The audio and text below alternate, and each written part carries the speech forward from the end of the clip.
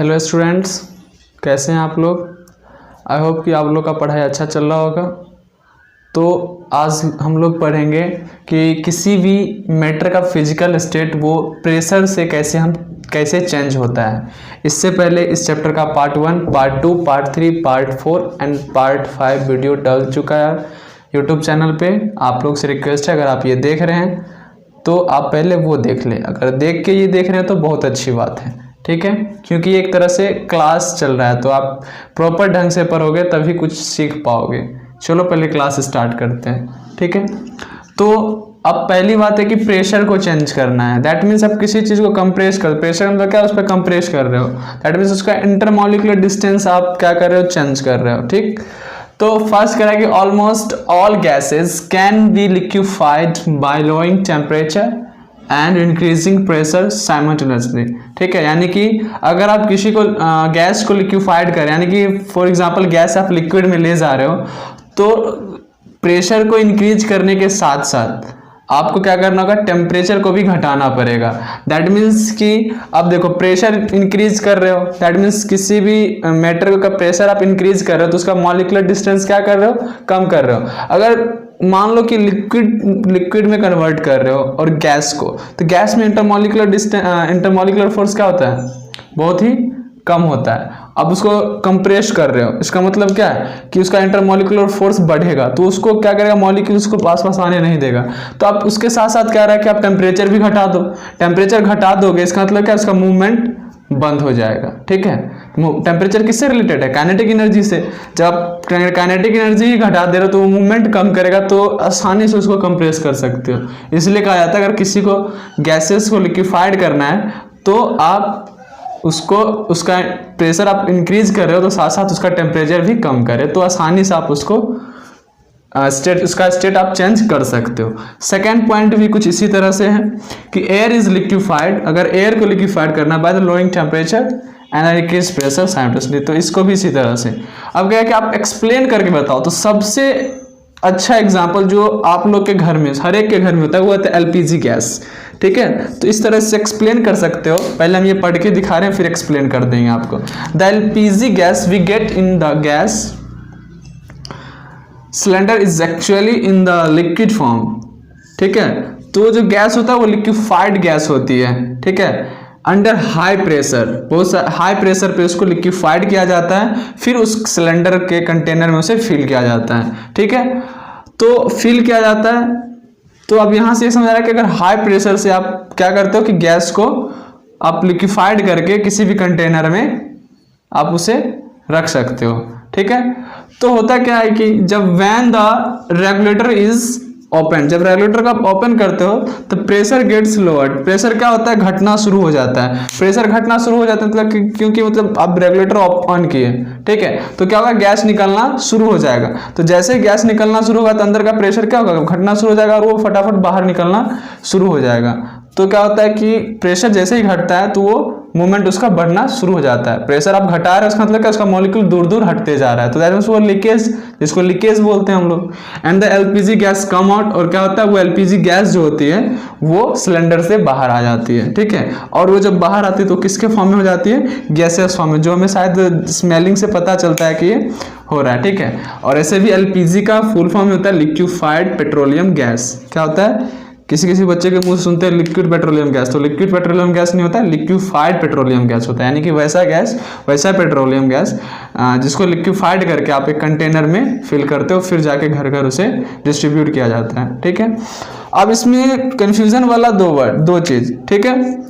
कभी कभी बच्चे लोग ये समझ लेते हैं कि जो एटमॉस्फेरिक यानी एटमॉस्फेरिक प्रेशर जो होता है वो उसका एसआई यूनिट होता है, ठीक है। एक्चुअली एक तरह का रिप्रेजेंटेशन एक्सप्रेस्ड करते हैं इस तरह से, किसी भी प्रेशर को यूजुअली एक्सप्रेस्ड करते हैं एटमॉस्फेयर में, ठीक है, एटमॉस्फेरिक प्रेशर से, ठीक है। ये एक्चुअल में इसका ऐसा यूनिट नहीं होता है प्रेशर का ऐसा यूनिट क्या होता है, पास्कल, ठीक है। तो ये ध्यान में रखोगे, वो जो एटमॉस्फेरिक लिखा जाता है कि इसका प्रेशर 1 atm है, 2 atm है, तो इसका मतलब क्या है कि उसको एक्सप्रेस किया। 1 atm एक्चुअली होता क्या है, तो 1.01 इंटू 10⁵ पास्कल के बराबर होता है। तो आप याद ये रखोगे कि ऐसा यूनिट प्रेशर का पास्कल होता है। एटीएम यानी कि एटमॉस्फेरिक प्रेशर नहीं होता है, वो एक रिप्रेजेंटेशन का तरीका है, क्योंकि हम एटमॉस्फेरिक प्रेशर से यानी कि जो सी लेवल से प्रेशर लिया जाता है 1 एटीएम, उससे हम इसे प्रेशर को रिलेट करते हैं। ठीक है, तो इससे पहले आप राइट डाउन कर लीजिए।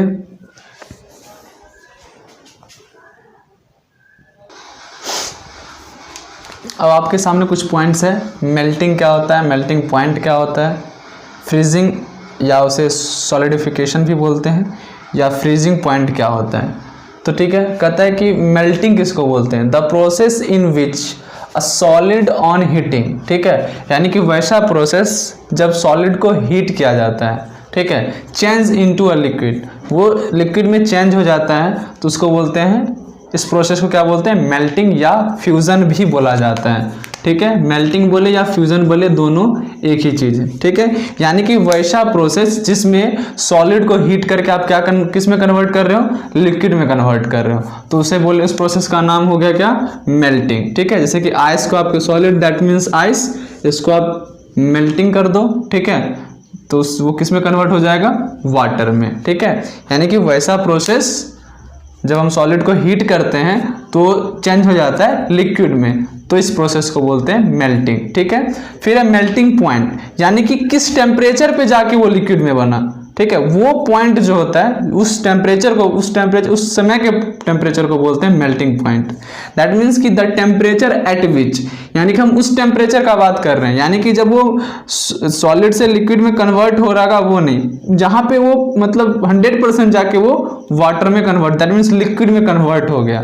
ठीक है, यानी कि the temperature at which a solid substance get converted, यानी कि वो कन्वर्ट हो चुका है इनटू अ लिक्विड, उस समय के टेम्परेचर को बोला जाएगा मेल्टिंग पॉइंट। आप समझ रहे होंगे, जैसे कि आइस को आप मेल्ट करना शुरू किए हो, तो जैसे कि मेल्ट करना शुरू किए हो 0 डिग्री पे ये आइस होता है, फिर जैसे कि इसका टेम्परेचर बढ़ाते हो, ठीक है, तो ये कुछ समय तक ये थोड़ा थोड़ा आइस बचा हुआ रहता है। ठीक है, तो वो पूर्ण मतलब कि 100% जब वो वाटर में कन्वर्ट हो रहा है, तो उस समय जो टेम्परेचर होगा उसको बोलेंगे मेल्टिंग पॉइंट। ठीक है, इसलिए यहाँ पे वर्ड हुआ है ना, at which a solid substance gets converted, यानी कि कन्वर्ट हो चुका है इनटू अ लिक्विड, उस समय के टेम्परेचर को क्या बोलेंगे, मेल्टिंग पॉइंट। उसी तरह से फ्रीजिंग, फ्रीजिंग मतलब क्या होता है, फ्रीज करना। ठीक है, तो कहता है कि the process in which liquid substance on cooling. ठीक है, जब लिक्विड सब्सटेंस को आप कूल करते हो, ठीक है, तो वो चेंज हो जाता है सॉलिड में, तो इस प्रोसेस को हम बोलते हैं फ्रीजिंग या फिर सॉलिडिफिकेशन। ठीक है, इसमें मेल्टिंग में क्या था कि आप सॉलिड को हीट करके किस में कन्वर्ट कर रहे हो, लिक्विड में, ये प्रोसेस हो जाता था मेल्टिंग। उसी तरह से इसका उल्टा कि वैसा process in which liquid substance, जब लिक्विड सब्सटेंस को आप क्या कर रहे हो, कूलिंग कर रहे हो, ठंडा कर रहे हो, तो किस में कन्वर्ट हो जा रहा है, सॉलिड में, तो इस प्रोसेस को बोलेंगे फ्रीजिंग या फिर सॉलिडिफिकेशन। अब किस टेम्परेचर पे वो जाके मतलब वो सॉलिड में कन्वर्ट हो चुका है, ठीक है, तो उस टेम्परेचर को बोलते हैं फ्रीजिंग पॉइंट। ठीक है, तो आप डिफिनेशन से देख सकते हो कि the temperature at which a liquid get converted, यहाँ पे कन्वर्टेड वर्ड यहाँ पे देखोगे, कन्वर्टेड इनटू अ सॉलिड, यानी कि हम उस टेम्परेचर का बात कर रहे हैं जहां पे वो 100% एक सॉलिड बन चुका है। ठीक है, तो उस टेम्परेचर को बोलेंगे फ्रीजिंग पॉइंट। ठीक है, तो ये आप पहले राइट डाउन कर लीजिए। और भी कुछ बातें हैं इसमें, ये कुछ पॉइंट्स है, इससे आप पहले नोट कर लीजिए। ये आपको पहले से शायद पता होगा, बट फिर भी हम बता दे रहे हैं कि कुछ ऐसे कॉमन सब्सटेंस होते हैं, ठीक है, जो बुक में कभी कभी पूछा जाता है। तो आइस हो गया, नैप्थलीन हो गया, लेड, जिंक, एल्युमिनियम, सिल्वर और कॉपर, तो ये इसका मेल्टिंग पॉइंट होता है केल्विन में। आप अगर डिग्री सेल्सियस में दिया हुआ तो आप कन्वर्ट कर सकते हो। आप फॉर्मूला हम पढ़ाए थे पिछले वीडियो में कि ये होता है temperature in degree Celsius plus 273.15। ठीक है, तो टेम्परेचर केल्विन में, तो यहाँ पुट करके आप यहाँ पे डिग्री सेल्सियस निकाल सकते हो।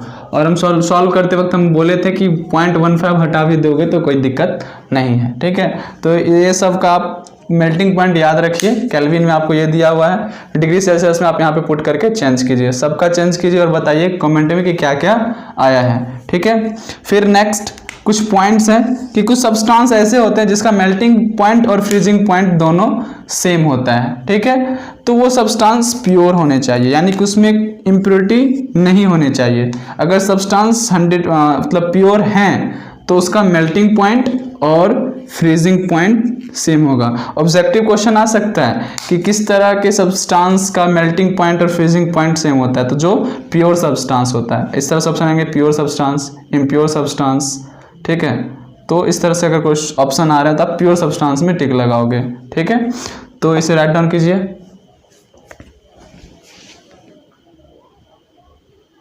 चलो अब देखो आपके सामने है 2 पॉइंट। बॉइलिंग क्या होता है, बॉइलिंग पॉइंट क्या होता है। बॉइलिंग का मतलब होता है कि हम किसी वाटर को बॉइल कर रहे हैं, दैट मीन्स ये एक तरह का रैपिड फॉर्मेशन होता है, ठीक है। एंड ब्रेकिंग ऑफ बबल्स, जब वाटर को बॉइल कर दो देखते हैं कि बबल्स का फॉर्मेशन होता है। Into the bulk of a liquid, bulk of a liquid का मतलब क्या होता है, बल्क ऑफ अ लिक्विड का मतलब होता है कि आप लिक्विड को इतना आप हीट कर चुके हो कि वो अच्छे तरह से प्योर हो चुका है, प्यूरिफिकेशन उसका हो चुका है, आप उसको पैक्ड करके आप कहीं भी सप्लाई कर सकते हो। जहाँ पे ट्रीटमेंट की जरूरत होती है तो वहाँ पे प्योर वाटर की जरूरत होती है।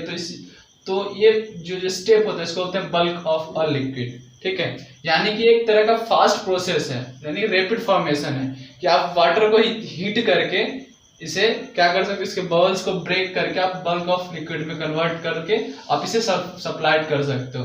दैट मीन्स ये प्रोसेस है कि आप जब इसे इतना हीट कर दोगे ये ऐसा समय आ जाता है कि स्टीम में जाके कन्वर्ट हो जाता है, ठीक है। दैट मीन्स अगर वाटर को आप ज्यादा बॉयल करोगे, ठीक है, तो वो स्टीम में कन्वर्ट हो जाएगा, ठीक। उसके बाद है बॉइलिंग पॉइंट। बॉइलिंग पॉइंट क्या कहता है, तो बॉइलिंग पॉइंट 2 मीनिंग है यहाँ पे, एक ये लिखिए और एक ये। पहले ऊपर वाला समझाते हैं कि बॉइलिंग पॉइंट होता है boiling of a liquid occurs at a fixed temperature depending nature of the liquid, ठीक है। बॉइलिंग जो होता है हर एक लिक्विड का अपना अपना फिक्स टेम्परेचर होता है उसके नेचर के हिसाब से कि वो कितने पे जाके वो बॉयल होना शुरू हो जाएगा, ठीक है। उसके बाद है the fixed temperature at which the liquid boil, यानी कि वैसा टेम्परेचर जहां पे वो बॉयल होना शुरू हो जाता है, ठीक है। यानी कि पहले तो मेल्टिंग पर है थे, उसमें क्या होता था कि वाटर बना, ठीक है, फिर वाटर बना, फिर मेल्टिंग पॉइंट देखे कि वो किस टेम्परेचर पर जाके वो मेल्ट हुआ। उसी तरह से फिर और टेम्परेचर बढ़ाए तो क्या हुआ, बॉइलिंग शुरू हो जाता है। दैट मीन्स कि वाटर से स्टीम की तरफ कन्वर्ट होने के लिए तैयार है। फिर किस पॉइंट पे वो स्टीम जाके बन चुका है, ठीक है, तो उस पॉइंट को हम बोलते हैं क्या, बॉइलिंग पॉइंट, ठीक है, वो कन्वर्ट हो चुका है, ठीक। अब उसके बाद दूसरे तरीके से आप ये बोल सकते हो कि the pressure at which pressure exerted the temperature at which pressure exerted by the vapour of the liquid becomes equal to the external या फिर एटमॉस्फेरिक प्रेशर। यानी कि आप लिक्विड को हीट करके, ठीक है, अब हीट कर रहे हो इसका मतलब क्या है कि उसका टेम्परेचर को आप हीट कर रहे हो, इसका मतलब क्या, प्रेशर उसका घट रहा है, प्रेशर घट रहा है। दैट मीन्स जब वो प्रेशर इतना घट के हो जाता है कि वो प्रेशर जो आप टेम्परेचर उस मैटर का टेम्परेचर जैसे कि हीट करो तो उसका क्या होगा, टेम्परेचर बढ़ेगा, उसका प्रेशर क्या होगा, घट जाएगा। तो वो प्रेशर अगर वो बाहर एटमॉस्फेयर के प्रेशर के बराबर हो जाता है, दैट मीन्स कि एक्सटर्नल प्रेशर उसको बोलते हैं। जब वो बराबर हो जाता है तब बोलते हैं इसका अब ये इसका बॉइलिंग पॉइंट आ चुका है, ठीक है। फिर एक बार देख लो द टेम्परेचर, यानी उस टेम्परेचर का बात कर रहे हैं जिस समय pressure exert bye the vapour, ठीक है, वो वेपर में कन्वर्ट हो चुका और वेपर का जो प्रेशर है वो वेपर ऑफ द लिक्विड, जिस लिक्विड से वो वेपर बना है, ठीक है, उसका pressure equal to the external that means atmospheric pressure, ठीक है। अगर वो बराबर हो जा रहा है तो हम बोल सकते हैं उस पॉइंट को आप बॉइलिंग पॉइंट आप लिख सकते हो, ठीक है। फिर उसके बाद एक पॉइंट लिखे हैं कि जो the boiling point of a liquid under 1 atmospheric pressure is called normal boiling point. यानी कि हम उस पॉइंट का बात, नॉर्मल बॉइलिंग पॉइंट उस पॉइंट का बात कर रहे हैं जो कि 1 atm के बराबर होता है, ठीक है। यानी कि the boiling point of a liquid under 1 atm pressure is called normal boiling point. यानी कि वो पॉइंट जहां पे वो बॉइल्ड होना शुरू हो जाता है, जैसे कि नॉर्मल बॉइलिंग पॉइंट वाटर का होता है 100 डिग्री से, यहाँ पे वो बॉइल्ड होना शुरू हो जाता है, ठीक। तो ऐसे आप लोग को पता होगा कि वो 100 डिग्री पे जाते वो खौलना शुरू हो जाता है, बॉयल दैट मींस खौलना शुरू हो जाता है, ठीक। इसे आप राइट डाउन कर सकते हैं। कुछ और पॉइंट है उसे लिखेंगे, फिर इसे रिलेट करेंगे कि बॉइलिंग पॉइंट किससे रिलेट होता है, इंटरमॉलिक्यूलर फोर्स, क्योंकि इसे आप गर्म कर रहे हो, इसका मतलब क्या है कि उसका डिस्टेंस जो है बढ़ेगा, ठीक है। तो उससे भी हम लोग इसे रिलेट करेंगे, पहले आप इसे राइट डाउन कर लीजिए।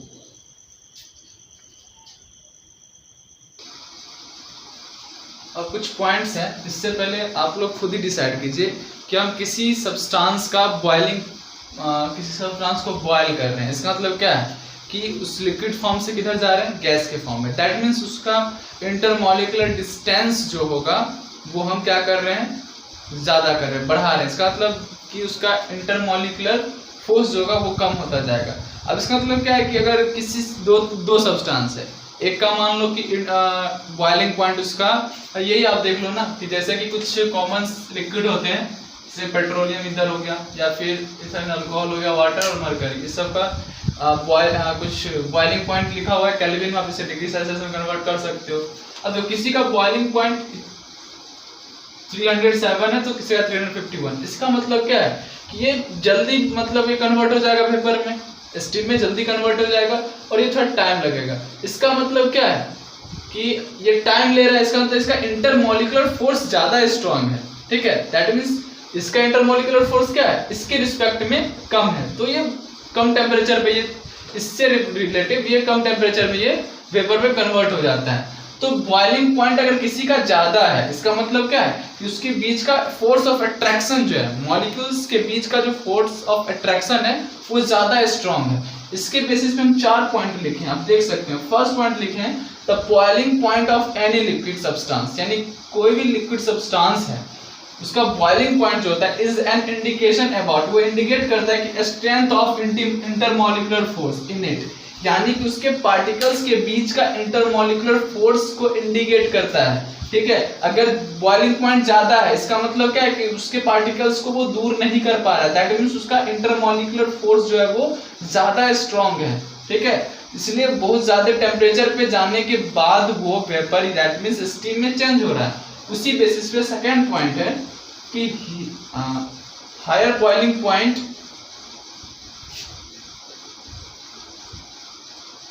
higher boiling point of a liquid substance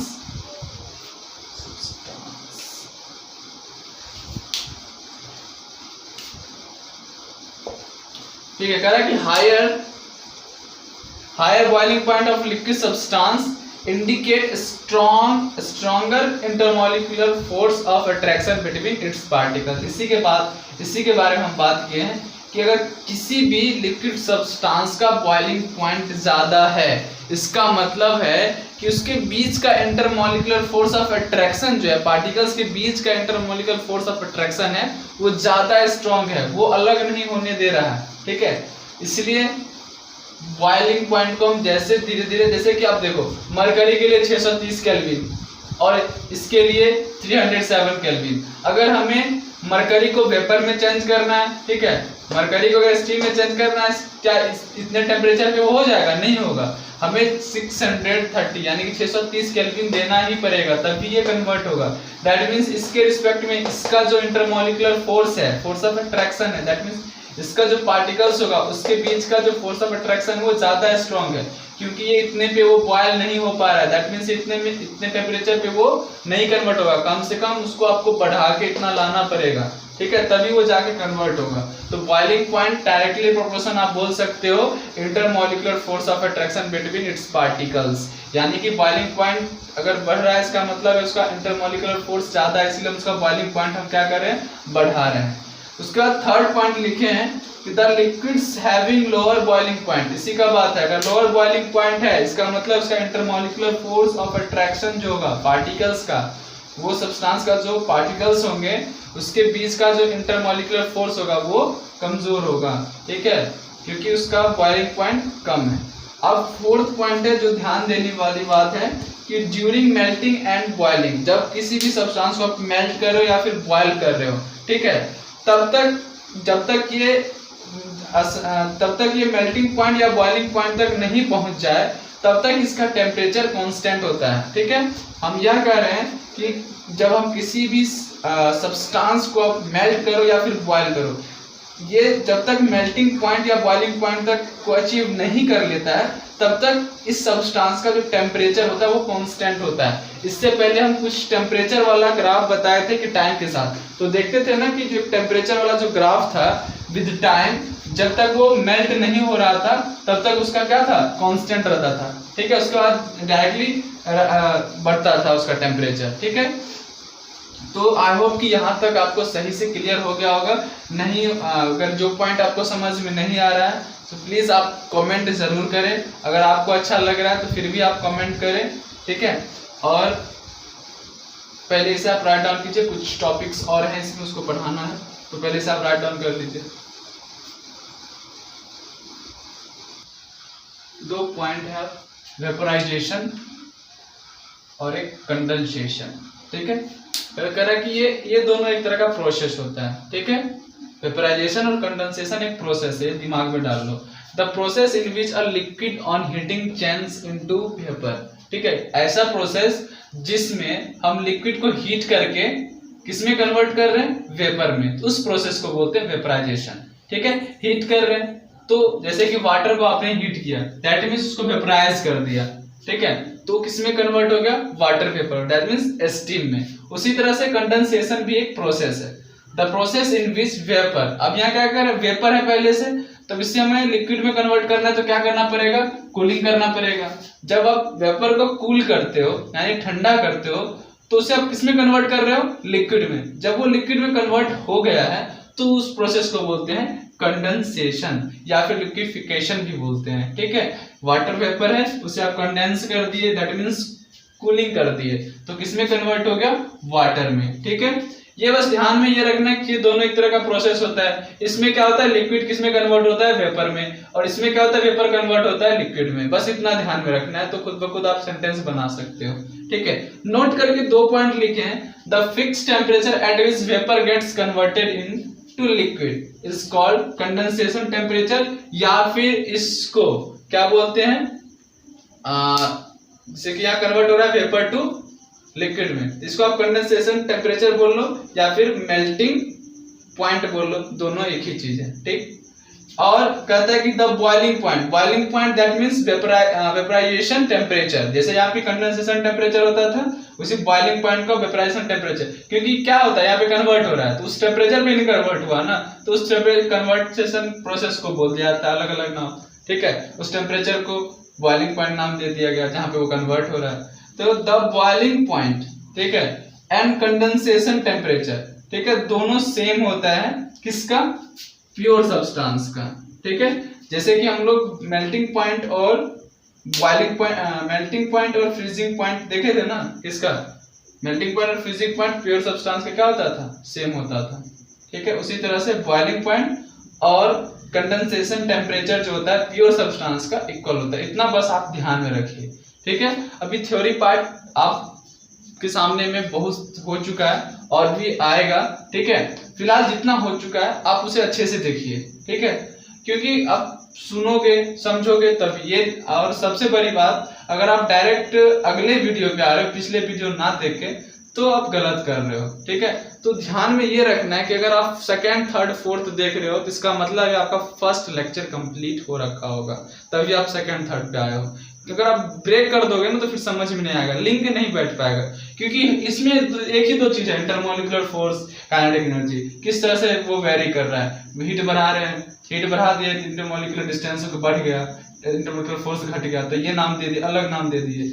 तो इस चीज को आप पहले पकड़ो कि कहा क्या रहा है, ठीक है। इसमें बहुत सारा एक दूसरे से रिलेटेड पॉइंट है, ठीक। तो मेरे तरफ से तो कोशिश है कि आपको अच्छे से समझाया जाए, बट आप मेहनत करोगे तभी समझ पाओगे, सिर्फ सुनने से ना मजा नहीं आएगा। आप पहले लिखो, फिर वीडियो देखो, सुनो, ठीक है, फिर देखो कि सर क्या कहा है, क्या कहे हैं यहाँ पे, क्या करना है, किस तरह से समझना है, तो सब कुछ आप साथ लेके चलोगे ना तब ज्यादा मजा आएगा पढ़ने में, ठीक है। और सबसे बड़ी बात, अगर वीडियो अच्छा लगे तो लाइक जरूर करें। आप लाइक करते हो तो अंदर से मोटिवेशन मिलता है कि वाकई में आज इतने बच्चे ने लाइक किया, तो हम और थोड़ा सा मेहनत करके अच्छा वीडियो बनाएंगे तो और लाइक आ सकता है, ठीक है। तो आप वीडियो लाइक जरूर करें, शेयर करें, ठीक है, और चैनल सब्सक्राइब जरूर कर ले, ताकि अगर हम नया वीडियो अपलोड करते हैं तो आपको नोटिफिकेशन जाए। उसके लिए आपको बेल आइकन भी प्रेस करके रखना पड़ेगा, ठीक है, तभी नया नोटिफिकेशन आपको आसानी से पहुंचेगा, तो आप फर्दर एक नया वीडियो देख पाएंगे, ठीक है। वीडियो देखने के लिए बहुत बहुत धन्यवाद।